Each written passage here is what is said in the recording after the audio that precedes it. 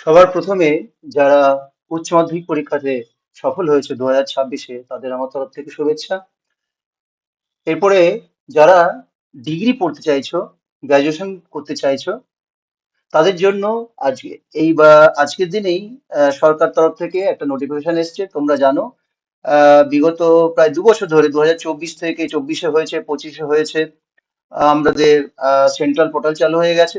সেই সেন্ট্রাল পোর্টালের মাধ্যমে তোমরা অ্যাপ্লাই করতে পারছো, যাতে কিনা তোমরা ওয়েস্ট বেঙ্গলের যত সরকারি কলেজ আছে বা সরকার পোষিত কলেজ আছে, সেখানে তোমরা তোমাদের পছন্দসই যে সাবজেক্টগুলো, সেগুলোর জন্য তোমরা ঘরে বসেই অ্যাপ্লাই করতে পারবে।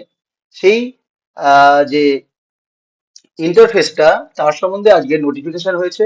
আর তোমরা দেখতে পাচ্ছ এই যে 14/5/2026-এ নোটিফিকেশনটা হয়েছে, মানে আজকে হয়েছে।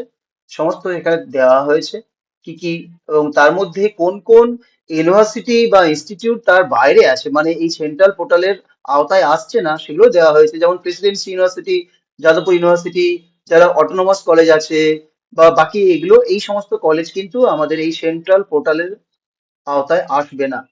বাকি যা যা কলেজগুলো আছে, তারা সেইগুলো কিন্তু আমাদের এই সেন্ট্রাল পোর্টালের আওতায় আসবে। দেখো, এখানে একটা লিঙ্ক দেওয়া হয়েছে। সেই লিঙ্কে wbcap.in, সেই লিঙ্কের থ্রু দিয়ে তোমাদের ওই পোর্টালে যেতে হবে। ১ তারিখ থেকে ছাত্ররা অ্যাপ্লাই করতে পারবে। এই মুহূর্তে হয়তো পোর্টালটা তোমরা চাইলে খুলতে পারো, এই লিঙ্ক দিয়ে খুলতে পারবে, কিন্তু সেখানে তোমরা কিছু করতে পারবে না। সেখানে জাস্ট কিছু ইনফরমেশন দেওয়া আছে, সরকারের তরফ থেকে যা যা নোটিফিকেশন দেওয়া সেগুলো দেওয়া আছে। তোমরা ১৮ তারিখ থেকে তোমরা সেই পোর্টালে ঢুকে স্টুডেন্ট লগ ইন করতে পারবে।